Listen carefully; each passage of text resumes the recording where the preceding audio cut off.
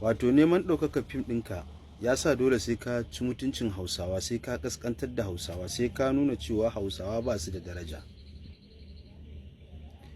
Neman kuɗinka wato ya nuna maka cewa sai ka ci mutuncin wata ƙabila, ka zubar musu da mutunci, sannan kake tunanin cewa fim ɗinka zai ɗaukaka. To bari mu gaya maka, hausawa sun maka komai. Da yaren nasu kake ci, da yaren nasu duk wata ɗaukaka ta duniya da kake tunanin cewa ka samu, da wannan yaren nasu ka samu.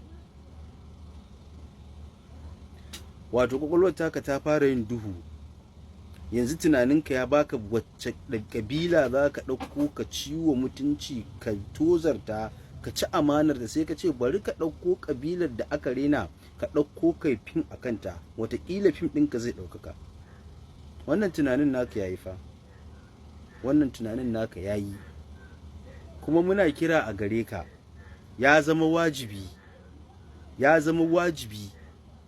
wannan cin mutuncin da kake na hausawa ya zama wajibi a gare ka, ka canza mataki aka.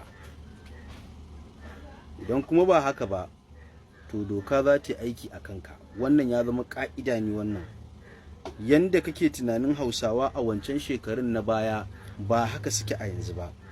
Ba kai ba, da duk wani darakta wanda yake zama a cikin ɗaki ya rubuta wani fim ya bayar, ko kuma wani wanda yake rubuta fim a kawo wa darakta ya siya ya karanta shi ya tabbatar da fim ɗin ya, in dai zai rubuta labari akan cin mutuncin hausawa, mu kuma za mu fito za mu yi masa magana akan da ya daina. Idan ya ki dainawa, to akwai matakai na doka 100% wanda dole sai ya daina.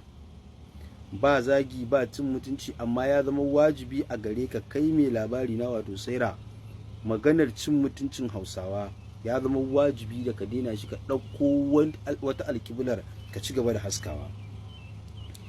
Babu wata ƙabila diyan da suka kai da addininsu wacce ba magujiya ba. Duk wata ƙabila da kake gani a duniya addinin musulunci ta karɓa. Babu wata ƙabila da aka haife ta a cikin musulunci. Duk wata ƙabila da kake gani asalinsu maguzawa ne. Hatta larabawan da kuke tsoron ku ce musu maguzawa, su ma maguzawa ne. Inda aka samar da musuluncin, garin da aka samar da musuluncin, sun fi kowa maguzanci a duniya. Saudiyar da kuke tunani, larabawan da kuke jin tsoro, babu wata ƙabila wadda ba magujiya ba. Babu wata ƙabila, duk wata ƙabila ta duniya da kake ganin yau tana sallah, asalinta ba magujiya ce. Kuma har yanzu akwai maguzawa a cikin wannan ƙabilar. Babu wannan ƙabilar, kuma mu har yanzu maguzawan cikinmu muna son su, kuma muna ƙaunar su, kuma muna tare da su. Ubangiji ne ya halicce su, yanda ya halicce ka ya halicce mu. Ba wata ƙabila da za ta ce 100% sai ta zama musulma. Ba wata ƙabila da za ta ce 100% sai ta zama mutuniyar kirki. Matakin da ka ɗauka na tozartar da al'ummar hausawa, wannan shine ba za mu yarda da shi ba. Duk abin da za ka je ka haskaka, ka je ka haskaka. Ko me za ka je ka haska, ka je ka haska. Wancan matsalar ka ce. Amma maganar ka ɗauko waɗansu mutane kake ba su wani aktin na nuna cewa ƙabilun hausawa har yanzu maguzawa ne, wannan shine ba za mu yarda da shi ba. Domin menene, duniya ta riga ta canza. Komai rekod ake na rayuwar ɗan adam, ba zai taɓa yiwuwa ba. Muna gaba kana mai da mu baya, muna gaba kana mai da mu baya. Wannan ya rage naka, in ma ka daina, ko kuma matakin doka da aka tabbatar da shi a ƙasa ya yi aiki a kanka. A yanzu ba ma tsoron kowa, kuma ba za mu taɓa ɗaga kowa ƙafa ba.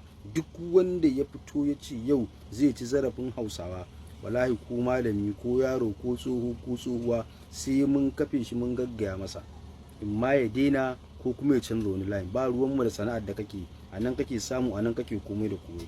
Idan kuma ka ce ba za ka daina ba, to ga mu ga ka.